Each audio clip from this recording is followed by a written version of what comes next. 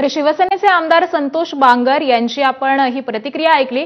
यानंतर पुढची बातमी पाहूया। तिकडे मुंबईमध्ये आंदोलनस्थळी शिवसेना आणि मनसेची लक्षवेधी अशी होर्डिंग्स लागलेली आहेत। उद्धव ठाकरे यांचं भावी पंतप्रधान असं होर्डिंग लागलेलं आहे, तर राज ठाकरे यांचं भावी मुख्यमंत्री असं होर्डिंग लागलेलं आहे। आणि याच होर्डिंगची ही दृश्य आपण पाहतोय।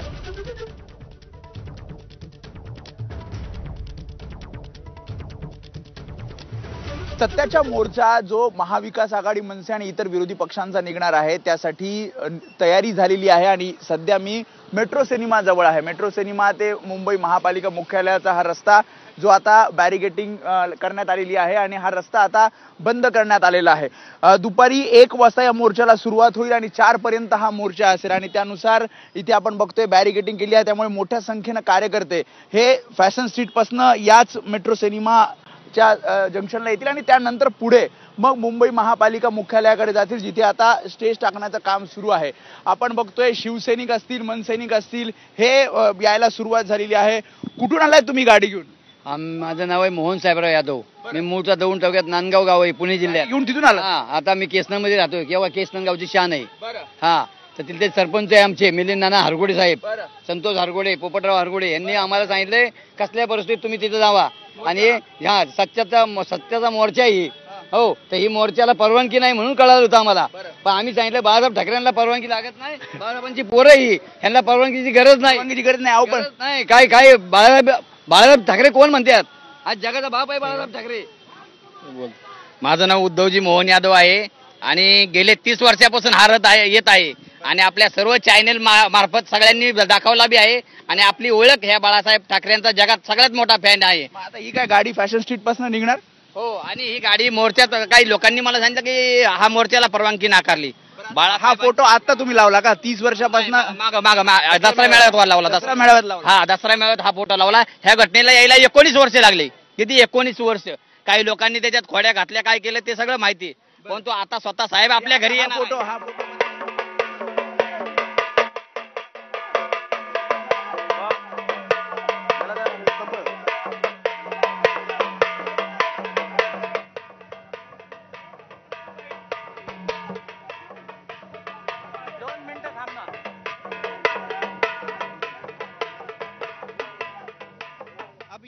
अब ये मुद्दा महाराष्ट्र में भी आता दिखाई दे रहा है। आज इसी विषय को लेकर सत्याचा मोर्चा निकाला जा रहा है, जिसपे आप देखिए वोट चोर गद्दी छोड़ इस तरह की बात यहाँ पर की गई है। दोनों भाइयों को साथ में रखा गया है। बाळासाहेब ठाकरे का भी चित्र दिख रहा है जो आशीर्वाद देते नजर आ रहे हैं। तो इस तरह की थीम है यहाँ पर, आप देख सकते हैं। कैमरा आसिफ के साथ सूरज ओझा, एबीपी न्यूज, मुंबई।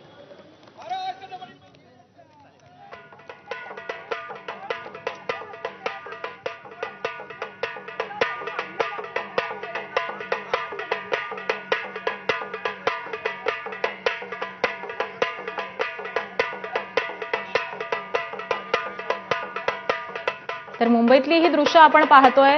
अनेक महाविकास आघाडी, मनसेचे सैनिक हे इथे दाखल झालेले आहेत। मोठ्या प्रमाणावरती शक्ती प्रदर्शन सुरू झालेलं आहे।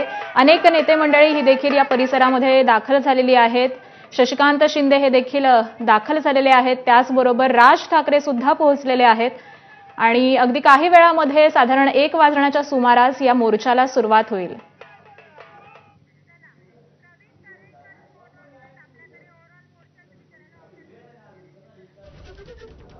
आणि याच सगळ्या मोर्चाच्या पार्श्वभूमीवरती आपण चर्चा करूयात। भाजपचे नेते प्रवीण दरेकर सध्या आपल्या सोबत आहेत। प्रवीणजी नमस्कार, एबीपी माझामध्ये आपलं स्वागत आहे।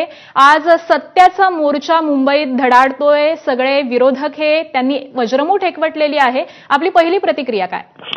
नाही, मला वाटतं लोकशाहीमध्ये मोर्चा काढण्याचा प्रत्येकाला अधिकार आहे, परंतु आपण या ठिकाणी बघाल की हे नौटंकी आहे, कारण या ठिकाणी त्यांना काहीतरी नॅरेटिव्ह सेट करायचं आहे। ज्या पद्धतीनं लोकसभेमध्ये खोटं नॅरेटिव्ह सेट करून काही अंशी त्या ठिकाणी यश मिळालं, अर्थात नंतर विधानसभेला तो संभ्रम दूर झाला, तशाच पद्धतीनं आता टीका करायला पंतप्रधान नरेंद्र मोदी साहेब असतील, मुख्यमंत्री देवेंद्रजी असतील किंवा आमच्या एनडीएच्या सरकारवर कुठल्याही प्रकारचा वाव नाही। आणि त्याच्यामुळे अशा वेळेला लोकांच्या प्रश्नांवर बोलण्यापेक्षा त्या ठिकाणी अशा जर गोष्टी त्या ठिकाणी काही पुढे आणल्यात, लोकांच्या मनामध्ये काही कन्फ्युजन निर्माण केलं, तर आपल्याला काही यश मिळेल अशा एका भ्रामक कल्पनेतनं त्या ठिकाणी हा मोर्चा आहे. आणि भारतीय जनता पार्टीला खोटं ठरवण्यासाठी त्या ठिकाणी आयोग आणि भारतीय जनता पार्टी हे संगनमतानं निवडणूक याद्यांमध्ये काही घोळ करतायत, असं एक परसेप्शन सेट करण्याचा केविलवाना दुर्दैवी त्या ठिकाणी प्रयत्न आहे. परंतु मला वाटतं तो यशस्वी होणार नाही, कारण त्या अथॉरिटी ज्या आहेत त्या ठिकाणी आपलं म्हणणं मांडायचं असतं, दुरुस्त करायचं असतं. परंतु या ठिकाणी ह्यांना प्रश्नाचं उत्तर नको आहे. प्रश्न प्रलंबित राहिला पाहिजे आणि आपलं राजकारण करता आला पाहिजे.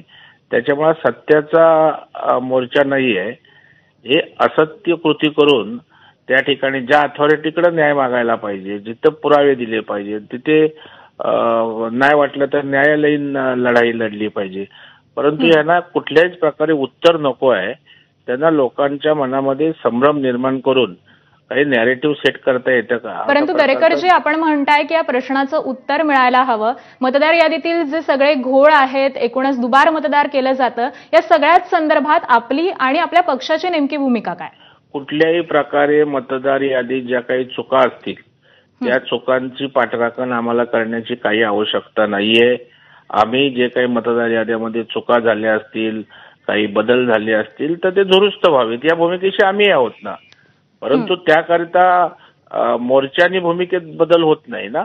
आपण त्या ठिकाणी समजा एखाद्या यादीत काही फरक वाटला तर त्या ठिकाणी चूक दिसली तर त्या अथॉरिटीना दाखवल्यावर ते दुरुस्त करतात. ही नॅचरल प्रोसेस आहे.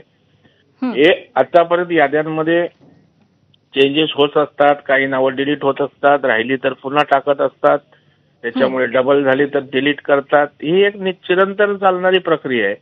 त्याच्यामुळे आजच काही यादीमध्ये बदल होणार आहे किंवा करतोय असं नाहीये.